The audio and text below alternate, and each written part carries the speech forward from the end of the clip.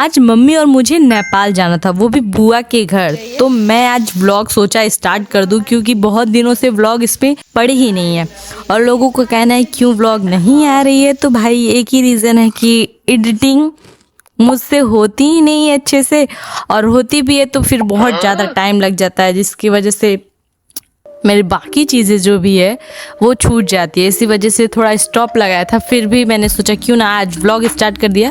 तो पहले तो मैंने खाना बनाया और मम्मी तो तैयारियों में लगी हुई थी। मेरा तो कंफर्म नहीं था कि मैं जाऊंगी भी, but at the end mummy ने बोला कि चलो घूम फिर लोगी, मौका है, फिर मौका नहीं मिलेगा। और भाई मुझे सच में मौका नहीं मिलता है कि बिना पेरेंट्स के कहीं जाना इम्पॉसिबल मेरे लिए। ऐसा नहीं है, बहुत सारी लड़कियां ट्रैवल करती हैं, व्लॉगर को मैं देखती हूँ और नेपाल के निकल चुके हैं। पर बारिश इतनी ज़्यादा हो रही थी, इतनी ज़्यादा हो रही थी कि क्या ही बताए। कभी धूप हो रही थी, कभी छाँव हो रही थी, कभी बारिश हो रही थी तेज़ हो।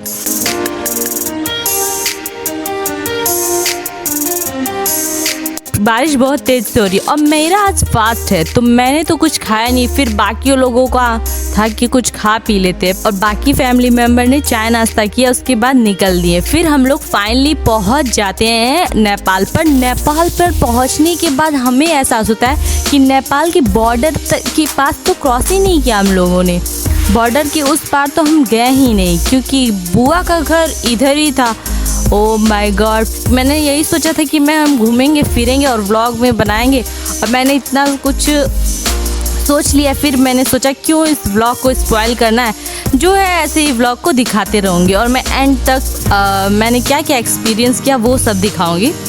तो मेरा आते ही पता नहीं कैसे पानी पीते ये जीभ कट गई यार। अरे यार पता नहीं कुछ भी हो रहा था मेरे साथ।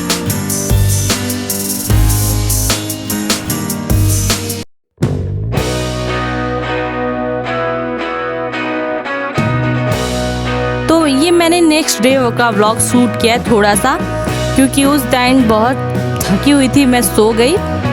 उसके बाद सुबह जब आई तो मंदिर में थोड़ा आशीर्वाद लिया। और एंट्री का ये देख सकते हो आप, ऐसे मुझे अभी नाम नहीं याद आ रहा है रिकॉर्डिंग के वक्त। राम जानकी मंदिर है कुछ ऐसा करके, मुझे रिकॉर्डिंग करते वक्त नाम नहीं याद आ रहा है, बट ऐसा ही नाम था। एक सेकंड मैं चेक करके बताती हूँ, राम जानकी मंदिर ही था शायद।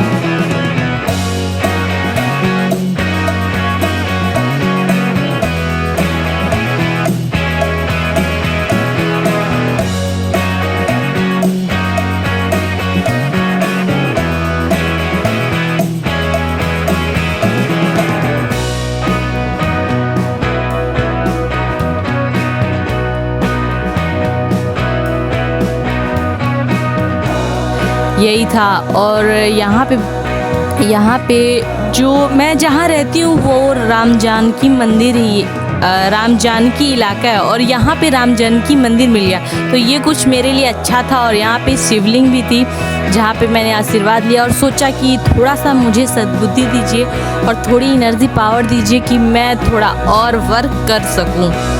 बाकी ये सब तो था ही।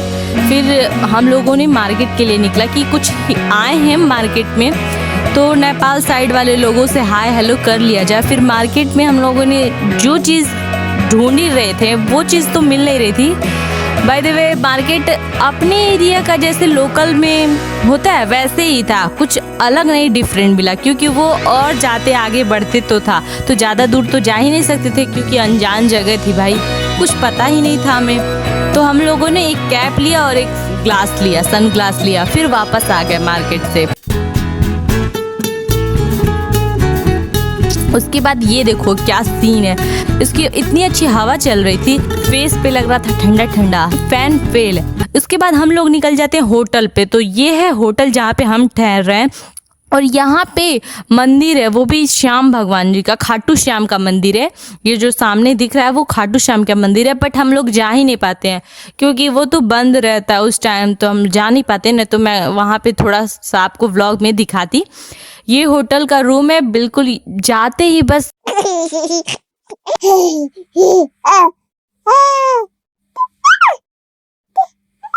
सभी लोग आ चुके थे, फिर मैं बहुत लेट गई थी वहाँ पे। तो यार मुझे कुछ ज़्यादा कुछ होना नहीं था, क्योंकि मैंने कुछ ऐसा मुझे ट्रैवल करना था, तो सोचा था कि घूमेंगे फिरेंगे, तो मैंने ऐसा कुछ कैरी नहीं किया था। ट्राउज़र, टॉप, शर्ट ऐसा कुछ कैरी किया था जिससे मुझे आसानी हो ट्रैवल में। बट यहाँ पे कुछ प्रोग्राम ऐसा हो जाता है कि घूमने फिरने का नहीं इलाका था, तो फिर हम तो होटल पे ठहर ही जाते हैं। होटल पे ठहरने के बाद ऐसा नहीं है कि मुझे यहाँ पे अच्छा नहीं लग रहा था, अच्छा लग रहा था, बट मेरा जो सोचना समझना जो भी मैंने सोचा था वैसा नहीं हुआ ना, तो थोड़ा सरप्राइज हो गई हूँ। फिर मैंने सोचा कि चलो जो भी है अटेंड करते हैं। इसको अटेंड किया, अरे गिरने वाली थी दीदी, दीदी एकदम गिरने वाली थी, बट बच गई मेरी वजह से। व्लॉग करने से कुछ फ़ायदा तो हुआ, नहीं तो किसी को क्या ही फ़ायदा होता। तो उसके बाद ये था आखिरी होटल का, अरे ये था एंगेजमेंट प्रोग्राम था जो मेरे बुआ की लड़की का था। ये जो प्रोग्राम था वो नेपाल के साइड ही था, बट हमने घुमा फिरा नहीं उतना। और मैं नेक्स्ट कब होगा मेरा नेक्स्ट कि मैं फिर दोबारा यहाँ पे आऊँगी और व्लॉग शेयर करूँगी आपके साथ। तो यहाँ तक ही था, मैं ब्लॉग को यहीं एंड करती हूँ। बाकी आप लोग को कैसा लगा व्लॉग ज़रूर बताना। ये प्योर था भाई, रियलिस्टिक, यही सब मेरे साथ हुआ। और अब आपको कैसा एक्सपीरियंस लगता है, क्या एक्साइटमेंट रहती है कि आप कहीं जाते, तो क्या मेरे साथ ही ऐसा एक्साइटमेंट इतना ज़्यादा रहता है कि आपके साथ भी रहता है? ज़रूर शेयर करना।